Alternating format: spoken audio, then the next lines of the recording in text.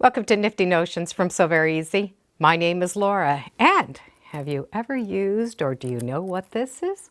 Well, let's find out. This funny little notion is called an expanding sewing gauge. The most common thing that it's used for is for marking buttons and buttonholes. For an example, here's a pattern for shirt, and this is the recommended area for buttons and buttonholes. So we're going to be able to take the sewing gauge and line it up and then take this to our fabric and mark it. I have an example here of two different fabrics, and this will be able to show you how we use this. One part we will mark the buttonholes. The second part will mark the placement of the buttons. So we can take this guide that has already been matched up. So we're going to be able to lay this where we want. So the little end is just going to come over that fold, and that little end is where we're going to mark the buttons. So it would be a dot, and then this area we're going to be able to mark the buttonholes. And there are measurements set up here, so we're going to be able to use the measurements that we want. But this is going to keep them all in line. If we want to mark our own placement of buttons, this is also going to come in handy. So we're going to be able to use this depending on how many buttons or buttonholes we want to make. We have 8 prongs, so we can go up to 8 buttons. But let's say we only want to use 6, and I want it into a certain measurement. I'm just going to be able to move that until I have the 6 on that fabric. They're all going to be evenly spaced. I now can mark them. And this also gives you an idea on where they're going to be so that you can see if you're going to like them or not. You might decide that is too many buttons, and we can spread it open. So this is the most common use for this gauge. It is also used for pleats.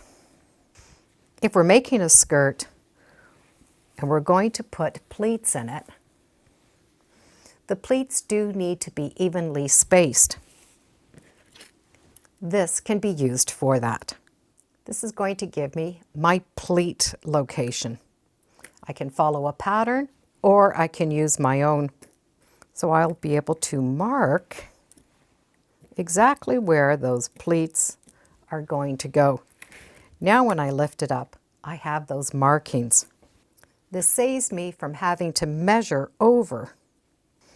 I'll be able to pin those just by using those marks, and they're all going to be perfectly spaced.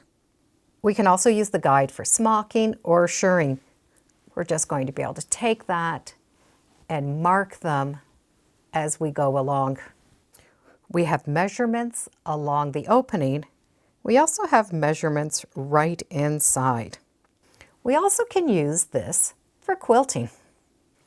It's a handy tool just to give us some guidance and inspiration. For example, if I just want to do some straight line quilting, but I'm not sure how far I want to have them spaced, I can get an idea on the adjustment here. I've set the adjustment so I have 1 inch between each of those points. So by just lying this down, I'm going to see where those stitching lines are going to end up. If I don't like the way they are going to line up, then I know that I can change it. So I can change it until I come up with a measurement that I think is going to be suitable. So in this case, I'm going to have 2 lines going down the sashing, 3 lines in the center blocks, 2 lines on the sashing. So I'm going to be able to rotate that and see. So this will just give me an idea on where I want to put my stitching line. After we have decided, I would recommend, because this is very flexible, to lay it on a mat and just make sure it's lined up exactly. That flexing can flex as we're using it. So take time and make sure that they're all lined up to the measurement that you want, and then just put a little row of tape on both sides. And because I plan on doing a lot of marks, I will just tape that in 2 different areas. Now it's not going to flex out of shape for me. So I can now go through and mark some dots, or I could just use these little slots and draw my lines, slide it down, and draw more lines. So then I'm going to be able to follow those lines for stitching.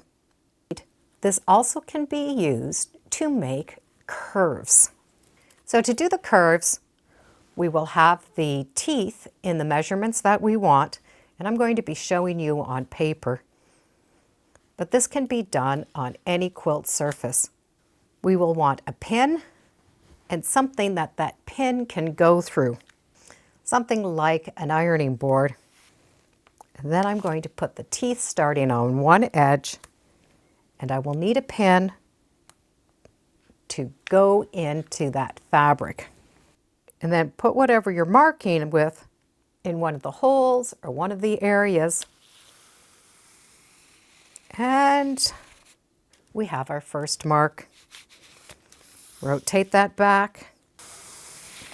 Now I have a second line. So each of those lines are going to be spaced apart. I would recommend putting pins in 4 corners so nothing moves. From there, I can change sides. Do a second curve, move that back over. Keep drawing those curves. So we definitely can get a really fun design. Now we can just take this to the machine and follow the stitching line. We can also just use that end and slide it down to mark.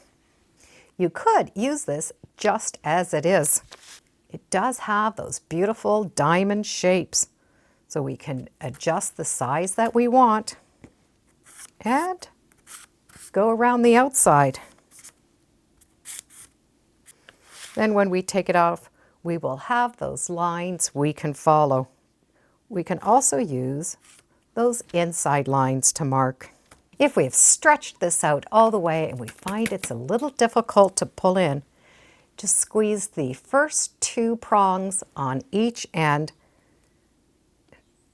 and that is going to help it come in. Once it comes into a certain point, we're going to be able to close it. So whenever you're adjusting this, it really is better if you adjust it onto a flat surface. Just take those 2 ends and pull them out. If you're using your hands, it's easier to bend it and distort it. And at the same time, we get to check those markings. So the expanding sewing gauge really is a spacing gauge. And it saves a lot of time than having to mark and measure every single line. And it stores nice and small.